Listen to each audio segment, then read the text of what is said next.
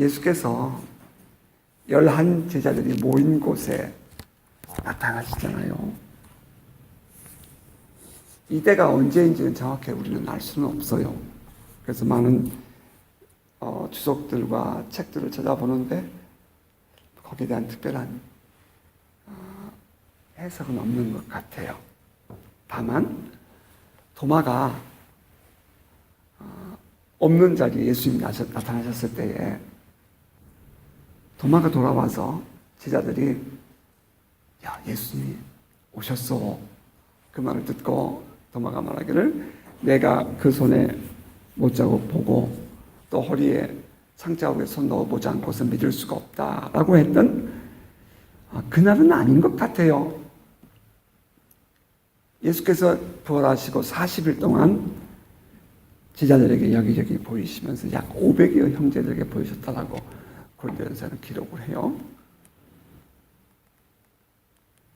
부활하신 주님이 제자들에게 나타나셔서 권면하시는 내용은 믿음 없는 자가 되지 말고 믿는 자가 되라. 그런 내용이었죠.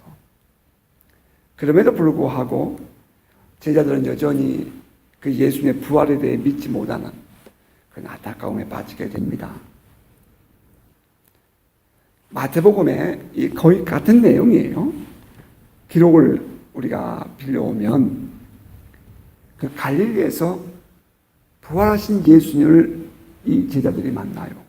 다시 말하면 예수께서 내가 너희를 먼저 갈릴리에 가서 그 갈릴리에서 너희를 만나겠다 이렇게 얘기하셨는데 갈릴리에서 부활하신 예수님을 만나지만 여전히 제자들은 의심을 한다는 거예요. 11 제자가 갈릴리에 가서 예수께서 지시하신 산에 이르러 예수를 배웁고 경배하나 아직도 의심하는 사람들이 있더라. 아직도 의심하는 사람들이 있더라. 부활하신 예수를 만나고도 또 예수께서 그 갈릴리에서 만나기로 약속했던 곳에서 만났으면서도 그들은 여전히 의심하는 사람들이 있더라는 것입니다. 오늘의 본문을 우리가 보면 막달라 마리아가 부활하신 예수를 만난 후에 슬퍼하며 그 울고 있는 제자들에게 가서 예수께서 다시 살아나셨어. 내가 예수를 만나서 그렇게 말하지만 그들은 못 믿죠. 안 믿습니다. 그리고 또 한편 이제 엠마오로 가던 2 제자가 길에서 부활하신 예수를 만났지 않습니까? 하지만 그들은 예수님을 알아보지 못했죠. 그 길을 쭉 같이 걸어가면서 예수께서 여러 가지 말씀들을 성경 내용들을 해석해 주었습니다. 이제 마을에 도달하세요. 엠마오 마을에 예수께서 그 길을 더 가려 하십니다. 그러니까 2 제자가 글로바를 비롯한 그의 친구 제자가 들어오셔서 쉬었다 가세요. 예수께서 그 집에 같이 들어갑니다. 음식이 나왔어요. 근데 예수께서 축사하시는 거예요. 축사하시는 순간에 이 2 제자들이 홀딱 열렸죠. 주님이시구나. 그들이 주님을 알아보는 순간 이제 주님은 사라지고 안 보이는 것입니다. 그들이 그날 밤에 급하게 놀래서 예루살렘으로 돌아갑니다. 그건 그곳에 있는 제자들에게 이와 같이 우리가 예수를 만났다라고 설명을 하는데 여전히 그 제자들이 믿지 않습니다. 왜 이 제자들이 예수께서 부활하셨다고 하는 다른 사람들의 말을 믿지 못했는가에 대해서 지난주에 제가 여러분에게 설명한 바가 있습니다. 한마디로 깊이 실망했기 때문이다. 그들은 예수님에 대한 큰 기대감이 있지 않았겠습니까? 예수를 향해서 그리스도라고 하나님의 아들이라고 그들은 고백하기도 했고요. 그들은 스스로 생각하기를 이 예수야말로 우리가 그동안 기다려오던 그 메시아라고 생각을 했습니다. 그 메시아는 세상을 뛰어넘는 능력자요 선지자 아니었습니까? 하나님의 통치를 이 땅에 가져온 위대한 하나님의 사람이었습니다. 그런데 그 메시아가 그동안 그렇게도 질타하던 유대교의 종교 지도자들과 또 세상의 권력에 의해서 아주 비참하게 죽었습니다. 예수께서 십자가에 죽으신 사건은 곧 그들의 꿈과 희망이 함께 십자가에서 죽는 것과 같았습니다. 그들의 기대가 완전히 무너지죠. 그래서 그들은 크게 실망합니다. 뿐만 아니라 분노하는 여론은 자기들이 그토록 믿었던 하나님의 아들을 십자가에 넘겨주는 모습을 그들이 보았습니다. 분노하는 여론. 그것은 당시의 사회적인 분위기였습니다. 예수를 따르던 사람들은 모두가 숨기에 바빴습니다. 그동안 예수를 만나며 예수부터 배웠던 그 하나님 나라의 모든 말씀들은 드러내기가 두려웠습니다. 그들이 경험했던 놀라운 그리스도로 말미암아 그들이 경험했던 하늘나라의 많은 표적과 기사들을 말하는 것은 참으로 겁나는 일이었습니다. 이 제자들, 그들은 자기들의 생명에 위협을 느끼고 있었습니다. 예수께서 지난날 놀라운 기적을 보이시면서 하나님 나라의 말씀을 선포했을 때에 그들은 매우 당당했습니다. 감격이 있었습니다. 그런데 자기들이 그토록 믿었던 예수가 이 세상의 정치적이고 종교적인 그런 권력 앞에서 비참하게 죽는 모습을 본 그들은 이제 예수에 대한 생각보다는 자기들의 생명에 대한 위협이 더 크게 밀려왔습니다. 이 여론이라는 게 그런 것입니다. 그들은 지난 3년 동안 예수를 따라다니며 느꼈던 그 영적인 흥분과 감격을 완전히 잊어버렸습니다.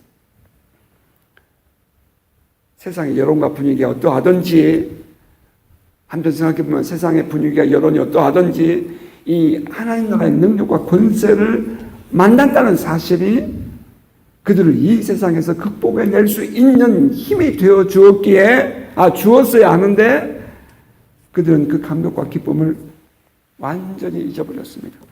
내가 주님을 경험했다. 내가 주님을 만났다. 내가 살아계신 하나님을 말미암아 놀라운 그 기쁨과 감격을 누렸다는 것이 빛이 많은 어둠이 물러가는 것처럼 그 감격이 내가 주 안에서의 그 놀라운 비밀에 대한 감격이 세상을 이겨내는 힘이 되어야 되는데 거꾸로 그들에게 세상의 어둠이 그들을 엄습해옴으로 말미암아 그들 안에 있었던 감격과 모든 기쁨들이 완전히 다 사그러들고 말았다는 것입니다.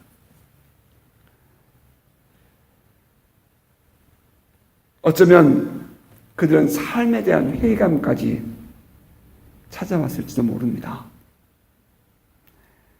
어쩌면 그들은 배신감을 느꼈을지도 몰라요. 주님에 대해서.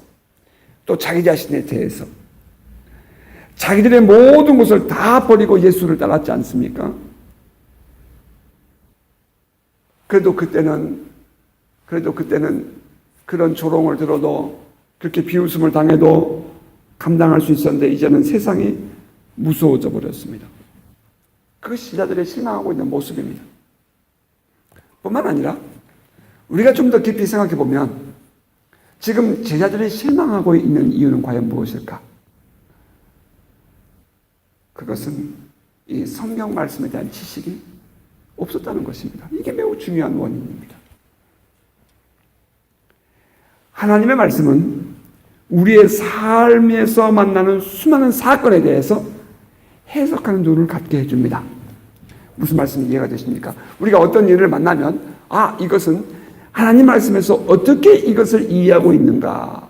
어떻게 하나님께서 나에게 해석해 주고 있는가? 그것은 이 성경 말씀을 통해서 우리가 바르게 분별해 볼 수 있다는 것입니다. 예수께서 십자가에 죽으셨습니다. 그것도 그가 스스로 인정하고 말했고 다윗의 자손이라고 그리스도라고 하나님의 아들이라고 말했던 그분이 십자가에서 죽었습니다.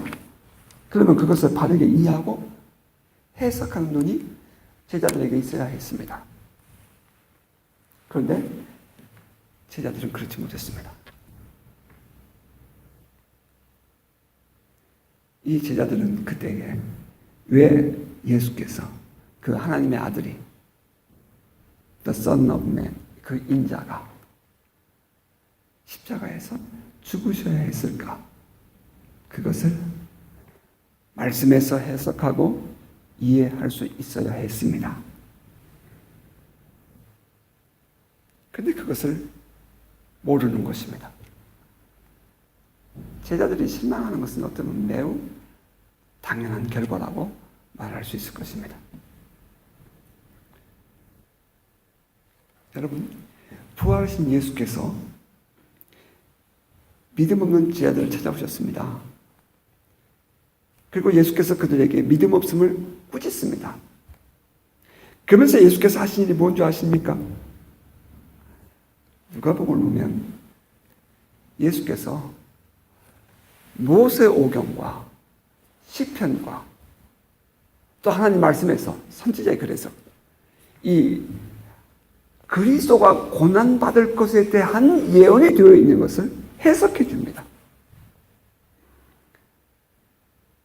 지금 제자들이 실망한 것은 이 사건 속에 하나님의 뜻이 무엇인지에 대해서 이해하지 못하니까 실망하는 것이거든요. 성경은 이렇게 말합니다. 또 이르시되 내가 너희와 함께 있을 때에 너희에게 말한 바 곧 모세의 율법과 선지자의 글과 시편에 나를 가리켜 기록된 모든 것이 이루어져야 하리라 한 말이 이것이라 하시고 이에 그들의 마음을 열어 성경을 깨닫게 하시고 또 이르시되 이같이 그리스도가 고난을 받아 제3일에 죽은 자 가운데서 살아날 것과 또 그의 이름으로 죄사함을 받게 하는 회개가 예루살렘에서부터 시작하여 모든 족속에게 전파될 것이 기록되었으니 너희는 이 모든 일의 증인이라 이렇게 말합니다. 누가복음 24장 44절 이하 48절의 말씀이에요. 예수께서 제자들에게 오셔서 실망하고 있는 그들에게 왜 실망하냐고 꾸짖지만 그 이유를 바로 이해하신 주님은 그동안 내가 너에게 말했던 이 성경 말씀들이 이루어진 것 아니냐 이렇게 말씀하셨다는 것입니다. 우리의 신앙이 단순히 흥분된 감정에 치우치고 보이는 현상에만 빠지다 보면 이처럼 제자들의 오류를 범할 수 있다는 것을 우리는 알아야 합니다. 예수께서 십자가에 죽으신 그 죽으심이 단순히 사회적 분위기나 반대하는 사람들의 분노 때문이 아님을 그들은 충분히 알 수 있었습니다. 하지만 그들은 성경에 대해서 무지했으므로 그 사건을 성경 말씀으로 이해하고 해석하지 못하는 안타까움에 빠지고 말았습니다. 결국 그들은 실망할 수밖에 없었죠. 여러분, 우리의 삶에 대해서 하나님 말씀으로 바르게 해석하고 이해하는 눈이 있기를 주의 이름으로 축복합니다.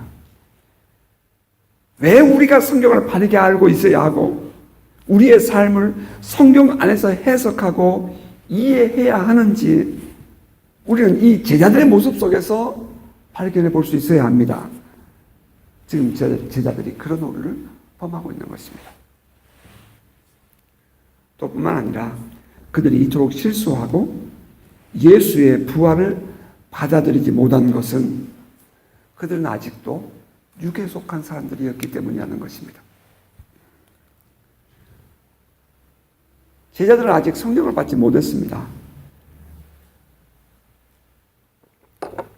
성령 받지 못한 사람은 영적인 일을 이해하지 못합니다.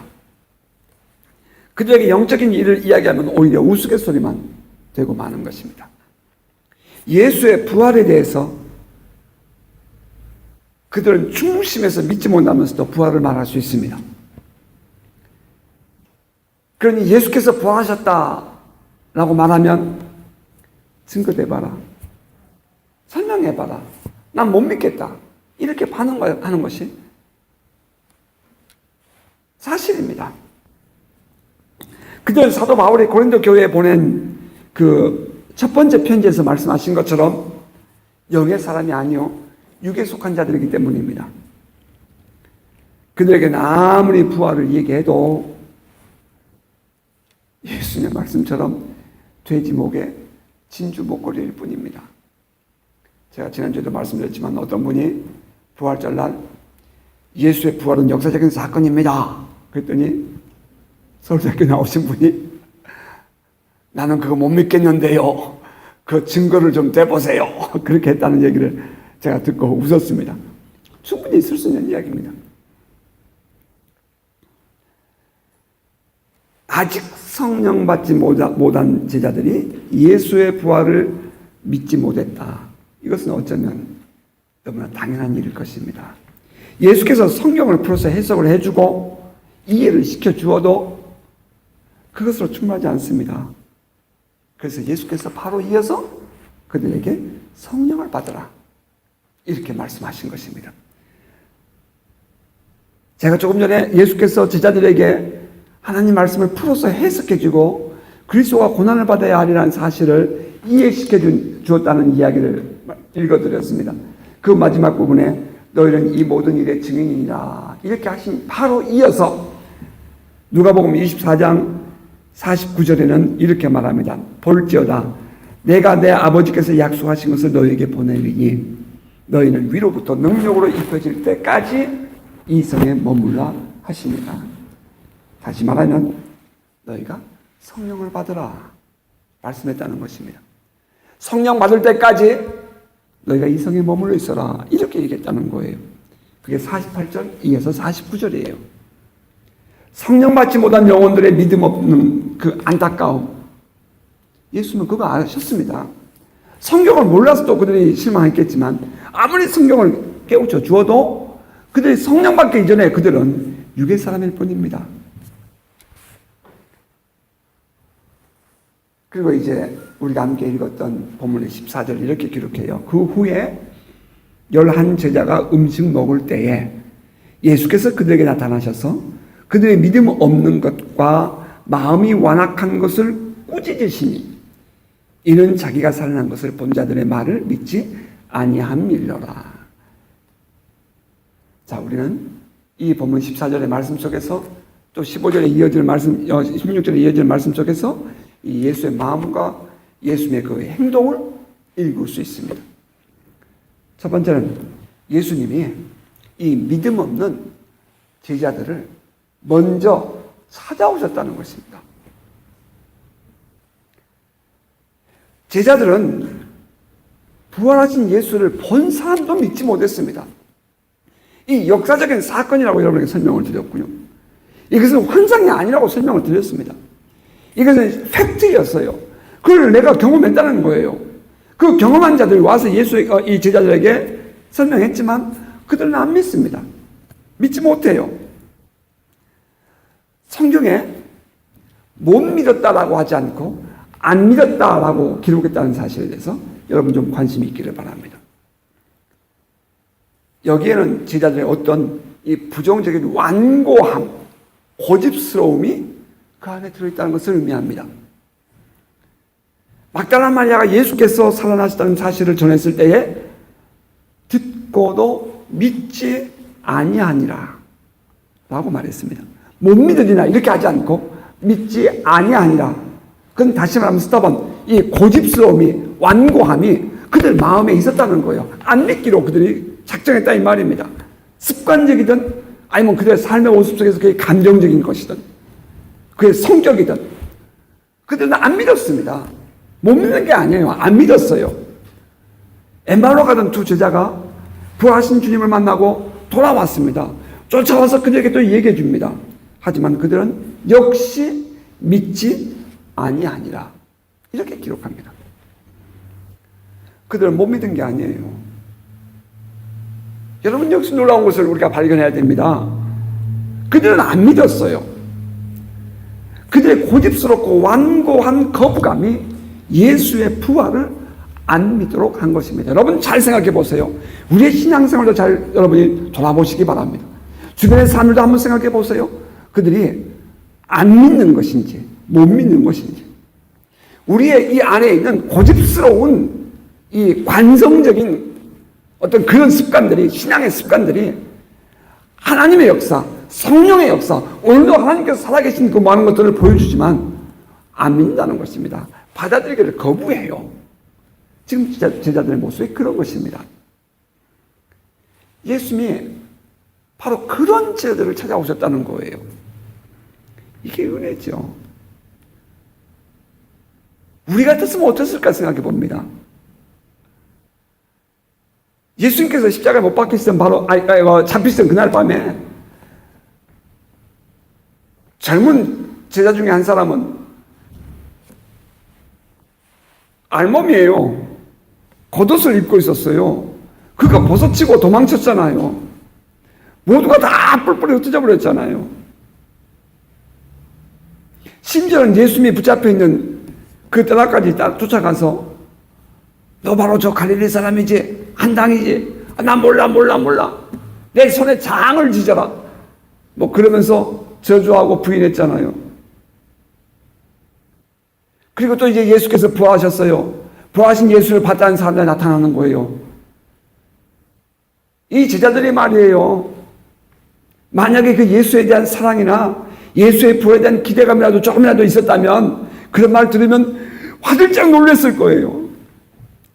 아니 성령의 역사에 대해서 목만 있으면요. 어느 누가 성령의 역사가 일어났다 그러면 치유했다. 우와 이런 마음이 드는데 그거 안 믿기로 작정했거든요.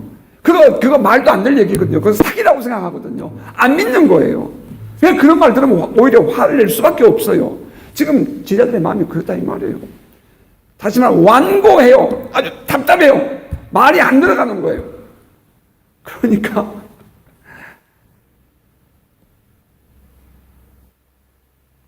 우리 같으면 그래 안녕히 가세요 할 것 같은데 그래 됐어 그만 얘기해 그럴 것 같은데 우리 예수님은 그 제자들을 찾아가셔요. 이것이 이제 제 마음을 이제 두드리는 거예요. 도대체 이들이 예수님의 제자인가 싶을 정도예요. 정말 이들에게 예수께서 지난 3년 동안 말이에요. 그 모든 것을 쏟았잖아요. 다 줬다고 말할 수 있잖아요. 그랬는데 그들이 그렇게 떠나버리는 거예요. 배신감을 느낄 만도 해요. 거꾸로 예수께서 실망감을 가질 만도 해요. 그런데 그 제자들을 예수께서 먼저 찾아오신다는 겁니다. 아무 생각 없이 예수께서 나타나시나 그렇게 보시면 안 돼요. 지금 제자들은 세상 사람들 무서워서 문 꼭꼭 걸어 잠그고 있었어요. 사람들 만나는 거 싫어요. 그래서 흩어지는 거예요. 그래서 자기들끼리 모여 있는 거예요. 예수 믿는다는 거 말하는 것 좀 부끄럽단 말이에요. 지난날 내가 체험했던 놀라운 그 기적과 표적들이 부끄러워요. 말하는 것이 사람들이 하도 뭐라 그러니까. 그런데 그런 그 제자들에게 예수님이 찾아오셨어요.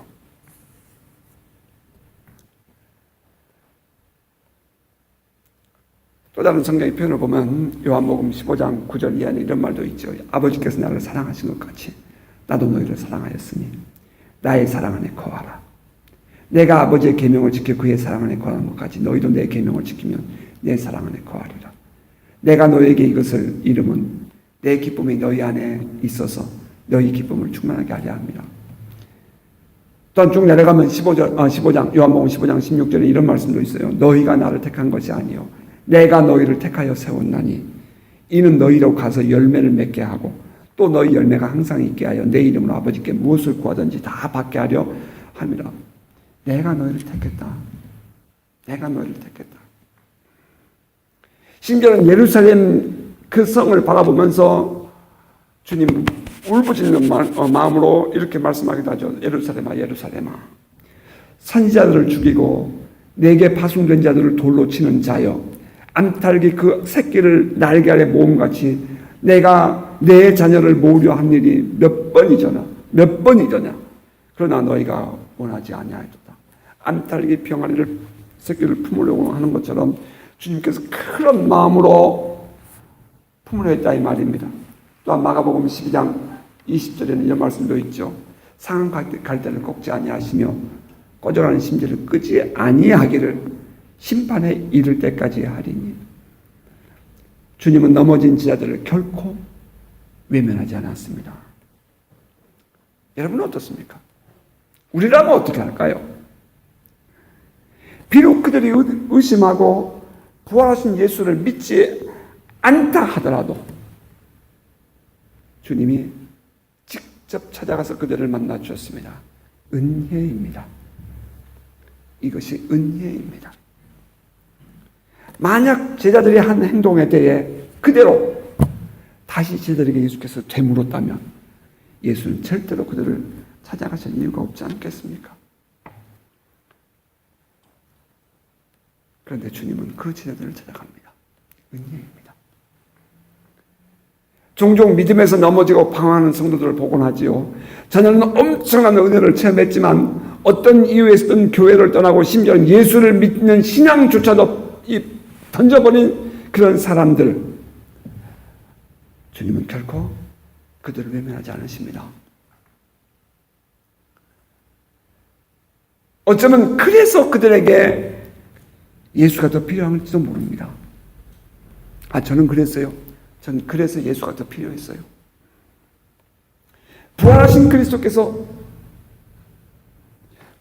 그리스도께서 나타나셔야 했다면 바로 그 믿음 없는 사람들에게 꿈과 희망을 회복시켜 주셔야 했기 때문입니다. 믿음이 좋아서 주님이 찾아오신 것 아닙니다. 오히려 믿음이 없고 의심했기 때문에 주님이 찾아오신 것입니다. 우리는 종종 어떻습니까? 믿음이 좋은 사람에게 주님이 찾아가는 것이 당연하고 생각하지만 주님은 거꾸로 믿음 약한 그들을 찾아오셨습니다. 아니요, 믿음 없는 나를 찾아오신 것입니다. 여러분, 혹여나 내 믿음이 연약해지고 혹여나 내 안에 아픔이 있어서 방황하는 성도가 있다면 여러분, 주님은 여러분을 사랑하십니다. 여전히 사랑하십니다. 변함없이 사랑하십니다. 아니요, 어쩌면 지금 여러분이 방황하고 있기 때문에 더 주님이 여러분을 더 사랑하고 만나고 싶어 할지도 모릅니다. 그런데 이 본문을 묵상하다가 한편 고마운 마음이 든 것이 있습니다. 제자들에게 말입니다. 주님이 그들을 찾아왔다는 것도 감사한 일이지만 이 제자들이 한 곳에 모여 있었다는 것이 정말 감사하게 생각이 돼요. 믿음이 안 생겨요. 지금 아주 신앙을 크게 했어요. 도대체 마음이 열리지가 않습니다. 정 같은 그런 감격이나 흥분도 없어요. 그런데 그들이 함께 모여 있다는 겁니다. 이것이 우리를 감동케 합니다. 흩어지면 죽지요. 흩어지면 죽어요. 활활 불 잘 타던 장작도 말이에요. 하나씩 뽑아서 뿔뿔이 흩어지면 불 꺼져버립니다. 흩어지면 죽어요. 어찌하든지 모여 있어야 다시 일어날 수 있는 것입니다. 자, 그들은 십자가에 죽은 예수에 대해서 실망하기도 하고 부활하신 주님에 대해 의심을 하기도 하였지만 그들은 여전히 함께 있었습니다. 이것이 그들에게 있어서 주님 안에서의 작은 희망이었다는 것, 여러분 이해하십니까? 바로 그곳에 주님이 찾아오신 것입니다. 주님은 결코 그들을 외면하지 않습니다. 여러분 모여야 합니다. 지친 사람들을 격려해 주며 함께 모여야 합니다. 성령의 역사도 모인 제자들 속에서 나타납니다. 120명의 문도들이 한 곳에 모여 있었을 때에 성령의 역사가 그곳에 일어난 것입니다. 흩어진 또 다른 제자들에게 일어난 것은 아닙니다. 주님은 11제자들이 음식을 먹으며 모여 있을 때에 그들에게 나타나신 것입니다. 자, 그리고 두 번째 이제 주님의 그 행동 속에서, 말씀 속에서 이해가 되는 것은 주님은 그 제자들의 속내를 이미 알고 있었다는 것입니다. 성경은 이렇게 말했죠. 그들의 믿음 없는 것과 마음이 완악한 것을 꾸짖으셨다. 주님의 이러한 꾸짖음은 이 제자들의 영적인 정결함을 위한 것 아니었겠습니까? 때로는 꾸짖는 소리 듣기 싫어하는 사람들도 있잖아요. 그런데 그들에게는 만약에 그렇게 꾸짖는 거 듣기 싫어한다면 어떠한 것도 기대할 수가 없게 되죠. 주님의 음성을 듣고 회개하는 것, 아니 닭이 우는 그 소리에 퍼뜩 주님의 음성이 깨달아서 회개하는 베드로처럼 말입니다. 주의 음성을 듣고 회개하는 것, 이것은 신앙인들이 반드시 가져야 할 삶입니다. 주의 말씀을 들으면서 주님의 꾸짖음을 거북스럽게 생각하고 분노하며 돌아선다면 그에게서는 진정한 하나님 나라의 삶을 기대할 수가 없지요. 그는 결코 참된 그리스도인이라고 말할 수 없을 것입니다. 주의 말씀을 들을 때에 순종하고 스스로를 돌아보아 회개하고 고치는 것이 참된 신앙인의 자세입니다.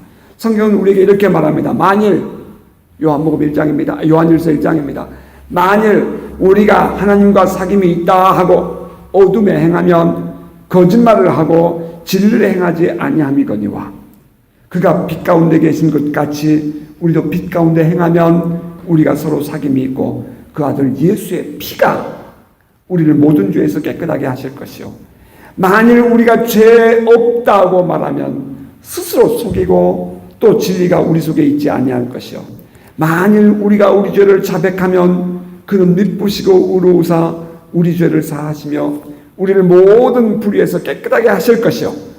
만일 우리가 범죄하지 아니하였다 하면 하나님을 거짓말하는 이로 만드는 것이니 또한 그의 말씀이 우리 속에 있지 아니하니라.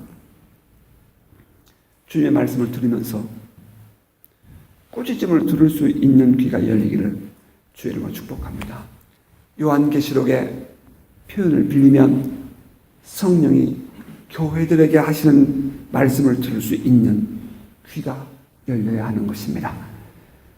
예수께서 제자들에게 믿음 없는 것을 보시고 꾸짖고 또 그들의 마음이 완악한 것을 아시고 꾸짖었습니다. 그렇게 말씀하신 주님은 바로 곧 이어서 또 말씀하십니다. 그의 제자들에게 복음을 전하라는 것입니다. 또 이르시되 너희는 온 천하에 다니며 만민에게 복음을 전파하라. 믿고 세례를 받는 사람은 구원을 얻을 것이요 믿지 않는 사람은 정죄를 받으리라. 여러분, 예수께서 지금 복음을 맡기시는 그 너희라는 그들이 누구입니까? 또 이르시되 너희는 온 천하에 다니며 만민에게 복음을 전파하라. 그 너희가 누구예요? 바로 그 믿음 없고 마음이 완악하다고 꾸짖으셨던 바로 그 제자들 아닙니까? 바로 그 제자들에게 이 귀한 사명을 주시는 것입니다. 그들이 준비가 되어 있어서 복음을 전하라고 한 것 아니에요. 아직 준비가 되어 있지 않고 여전히 상처투성이인 그들에게 주님은 조금도 아쉬움 없이 당신이 이루고자 했던 그 귀중한 나무들을 맡기시는 것입니다. 어떤 의로운 사람은 주님의 이러한 행동에 대해서 분노할 사람도 있을 수 있어요. 저런 사람에게 어떻게 목회를 맡겨요? 저런 사람이 어떻게 교회를 맡겨요? 저런 사람과 같이 할 수 없어요. 분노할지도 모르겠어요. 그런데 주님은 바로 그들에게 이 복음을 맡긴다는 거예요. 주님은 그들의 정죄와 비난을 조금도 고려하지 않습니다. 오늘도 종종 사람들을 보면 주님의 하신 일에서 싫다 이렇게 말하는 사람도 있어요. 용서하지 못하고 도저히 받아들일 수 없다는 것입니다. 그런데 주님은 그들을 받아주실 뿐 아니라 그들을 찾아가서 그들에게 당신의 일을 맡기십니다. 복음을 전하라는 거예요. 그런데 단순히 그것만이 아니라 그 다음 절 보면 이렇게 말씀하셨잖아요. 그들이 전하는 복음을 이 믿음도 없고 마음도 완악한 이들이 전하는 그 복음을 믿고 받아들여서 세례를 받으면 구원을 받고 믿지 않으면 정죄를 받으리라. 주님이 그렇게 말씀하셨어요. 그들이 누구예요? 여러분 솔직히 우리 한번 생각해 보자고요. 정말 이 사람들이 전하는 복음에 능력이 있겠습니까? 이런 질문 전 많이 들었어요. 아니 이런 제자들이 전하는 복음에 무슨 능력이 있겠냐고요. 그런데 주님은 그렇게 말씀하지 않으셨어요. 너희는 가서 온 땅에 복음을 전하라. 너희가 전하는 이 복음을 듣고 믿고 세례를 받으면 구원을 받고 믿지 않으면 정죄를 받으리라. 어떤 일은 이렇고 또 어떤 일은 저렇고 하면서 교회를 떠나고 신앙생활을 떠나는 사람들을 종종 복원합니다. 그들에게 있어서 공통적으로 들리는 단어가 있어요. 그래서 라는 단어예요. 많은 이유들, 많은 변명들, 세상에는 많은 책들도 나와 있습니다. 그래서 많은 사람들이 방황을 하고 다닙니다. 그런데 그들에게 물으면 공통적인 단어가 그래서라는 거예요. 그래서. 하지만 주님이 제자들에게 이 말씀하실 때에 주님은 그래서라는 이유를 말씀하지 않습니다. 그럼에도 불구하고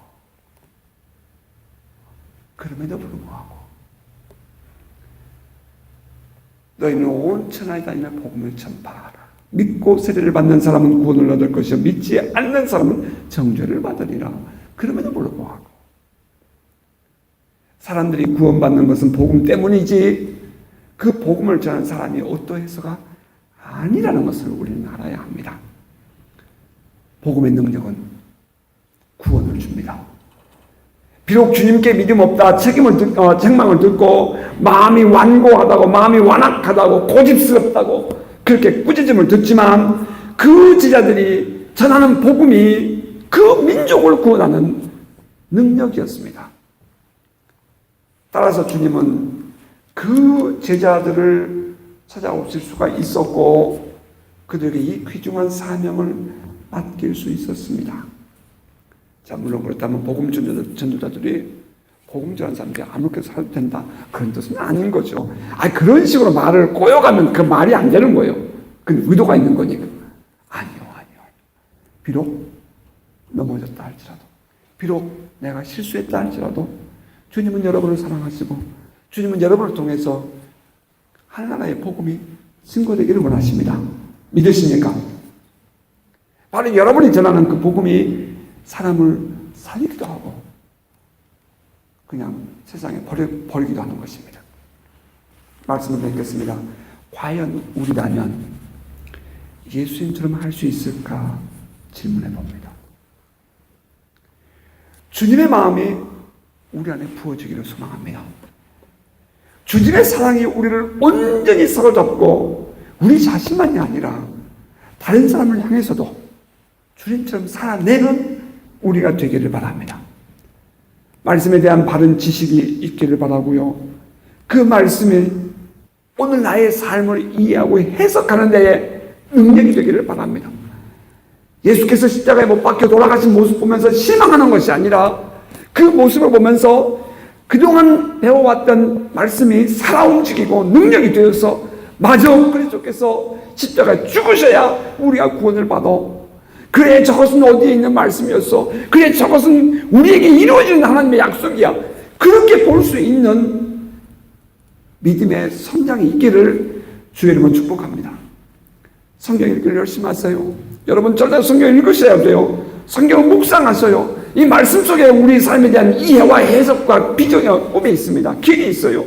여러분 성경 없이, 성경 읽지 않고 성경을 모르고 신앙생활하면 이 지자들처럼 어느 날 어떤 어려운 일을 만나면 방황할 수밖에 없어요. 그건 지극히 정상적인 결과예요. 뿐만 아니라 성령 충만하기를 주님은 축복합니다. 성령 충만을 사모하세요. 성령 충만하기를 여러분이 우리가 성령 충만을 사모하는 것은 오히려 성령께서 우리에게 와서 우리를 충만하게 채우기를 원하는 것보다 훨씬 부족합니다. 다시 말하면 성령께서 여러분에게 들어가서 충만해지기를 소원합니다. 여러분 열기만 하면 주님은 역사하십니다. 아멘입니까? 여러분이 사모하면 주님은 여러분을 만나 주십니다. 가끔 제가 당신도 살아계신 하나님을 만나고 싶습니까? 경험하고 싶습니까? 이렇게 물어요. 참 어리석은 질문이지만 주님은 그만큼 당신이 살아계신 하나님을 만나도록 하나님은 더 원하신다는 거예요. 문제는 뭐예요? 내가 그런 마음이 있냐 이 말입니다. 열기만 하면 우리는 주님을 만날 수 있어요. 열기만 하면 살아계신 주님이 우리 안에서 역사하십니다. 아멘입니까? 비록 제자들이 믿음이 없었지만 주님은 찾아오셨어요. 그리고 그 믿음 없는 그들에게 마음이 완악하고 완고한 그들에게 복음을 전하라고 그 귀한 사명을 주시는 거예요. 뿐만 아니라 복음을 전하면 여러분 우리의 믿음이 성장해요. 참 신기해요. 힘이 없어서 운동 못한다고 말하죠? 아니요. 운동을 시작하면 힘이 생겨요. 나 믿음이 없어서 복음을 못 전한다고? 아니요. 복음을 전하면 믿음이 생겨요. 어찌하든지 사람들에게 예수를 믿고 죄사함 받으며 하나님 자녀가 되는 권세를 갖도록 전해 주십시다. 세상에서 힘들고 어렵게 살다가 말이에요. 이민사회 얘기 들어보니까 또 법이 또 바꿨다면서요. 시전이 가니까 시전이는 완전히 워크퍼밋도 이제는 안 준대요. 그 목사들을 다른 교회에서 초청하고 싶은, 한국에서 데려오고 싶어도 그 이민석에서 비자를 안 준대요. 그래서 지금 교회가 비어있는 교회도 있어요. 뉴질랜드 아침에 얘기 들어보니까 많이 더 어려웠다면서 이민이 더 어려웠대요. 많이 어려워졌대요. 사실 이 어려운 속에서 힘들게 살아가면서 말이에요. 어렵게 살다가 죽으면서까지 지옥 가서야 안 되잖아요. 여러분, 그렇게 힘들게 어렵게 살아가는데 정말 우리의 삶에서 살아계신 하나님을 경험하고 기쁨과 감격이라도 있어야 되지 않겠느냐고요. 어찌하든지 예수 믿고 구원받아야 합니다. 예수께서 십자가에 죽으신 것은 바로 그 한 영혼이 죄 사함 받고 구원받게 하기 위함이었습니다. 여러분, 주님의 사랑이 이 아침 느껴지십니까? 주님의 사랑은 우리가 주님을 사랑한 것보다 훨씬 큽니다. 지금 이 시간에도 주님은 당신의 삶에 들어가기를 원하시고 당신을 통해서 복음의 능력이 전파되기를 원하십니다. 그리고 하나님나라가 확장되기를 원하십니다. 약한 우리를 통해서도 영광 받으시기를 기뻐하시는 그 주님을 바라보면서 다시 한번 여러분 힘을 얻고 소망 중에 살아가는 여러분 되시기를 주의 이름으로 축복합니다. 아멘.